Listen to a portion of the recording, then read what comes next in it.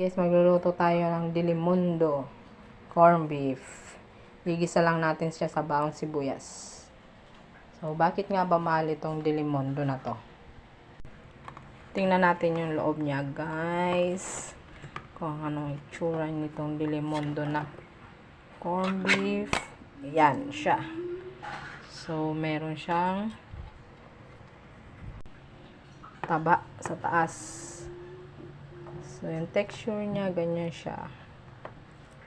Lagay natin sa mangkok. So, ganyan yung loob niya, guys. Sa isang ganito, oh, dami na niyang laman.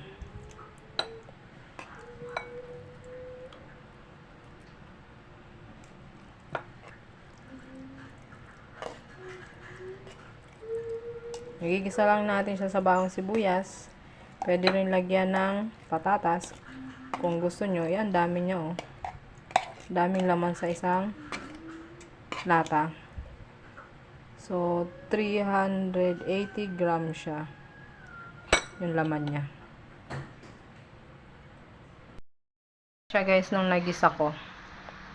May buo-buo rin naman siya. Ganyan yung itsura niya. Umuusok pa.